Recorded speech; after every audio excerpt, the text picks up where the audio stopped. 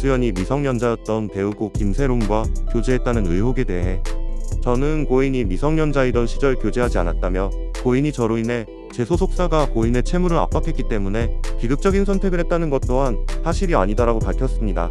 김수현은 31일 오후 4시 30분 서울 마포구 스탠포드 호텔에서 기자회견을 열었습니다. 굳은 표정으로 등장한 김수현은 먼저 죄송합니다. 저 한 사람 때문에 너무 많은 분들이 고통받고 있는 것 같습니다.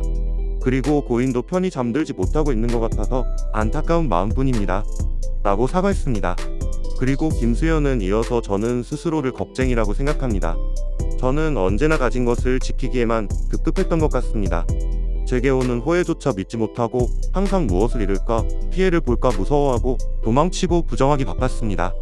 그래서 이 자리에서 서기까지 긴 시간이 걸렸습니다. 라고 밝혔습니다. 눈물의 여왕 방영 당시 김세론이 올린 사진으로 논란이 되었던 부분에 대해서도 언급했습니다. 김수현은 눈물의 여왕 방영 당시에 고인이 저와 함께 찍은 사진을 올렸을 때도 그랬습니다. 저와 고인은 4년 전 1년여 정도 교제를 했습니다. 하지만 그때 저는 교제 사실을 부인했습니다. 저의 이런 선택을 비판하시는 것 당연하다고 생각합니다.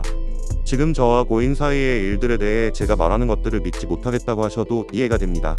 그렇지만 제가 이 자리에서 이렇게 말씀드릴 수 있는 기회는 단 한 번뿐이니까 한 번만 제 이야기를 들어주시면 정말 감사하겠습니다. 라고 말했습니다. 김세론과의 관계에 대해선 여러분들이 가장 궁금해하시는 부분에 대해 말씀드리겠습니다.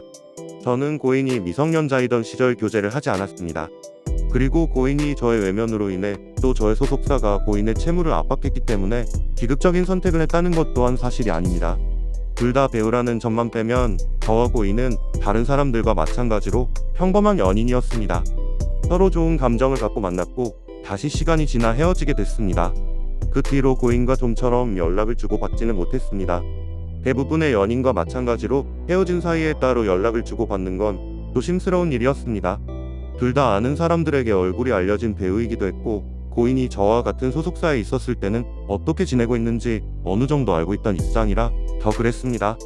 그래서 고인이 음주운전 사고를 겪었을 때도 쉽게 연락할 수 없었습니다. 라고 밝혔습니다. 그러면서 고인의 유족을 대변하는 유튜브 채널에서 마지막 소속사 대표가 음주운전 사건 당시 고인이 저 때문에 힘들어했다는 이야기를 하는 것을 들었습니다. 하지만 그때 고인은 다른 사람과 사귀고 있었던 것으로 알고 있습니다. 그렇기 때문에 그런 상황에서 제가 어떤 연락을 하는 것이 참 조심스러웠습니다. 이미 각자의 생을 살고 있는데 뭐라고 무슨 말을 해야 할지 몰랐습니다. 라고 전하며 김세론의 유족들을 향해 고인의 유족은 제가 고인의 전 남자친구라는 이유로 제가 고인을 죽음으로 몰았다고 주장하고 있습니다. 그리고 제가 하지도 않은 일을 자백하라고 강요하고 있습니다.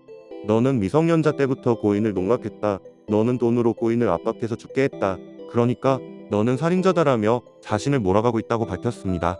이어서 유족이 처음 공개한 카카오톡 내용을 보여주며 이 카카오톡은 고인이 썼다고 하기에는 틀린 사실들이 너무 많습니다. 2016년 사진이라고 한 것도 2019년 사진이었습니다.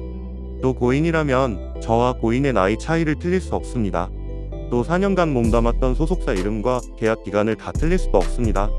유족는 얼마 전 기자회견을 통해 저와 고인이 나눴다는 카카오톡 대화도 공개했습니다. 그리고 그 유튜브 채널에서는 2016년에 있는 카카오톡에 있는 발언들을 증거, 저에게 소아성애자, 미성년자 그루밍, 이 같은 프레임을 씌우고 있습니다. 그러나 2016년 카카오톡과 2018년 카카오톡에서 고인과 대화하고 있는 인물들은 서로 다른 사람입니다.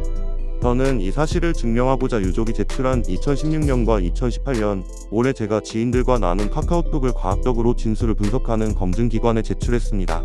그 결과 해당 기관은 2016년과 2018년 인물이 같은 사람이 아니라는 결론을 내렸습니다.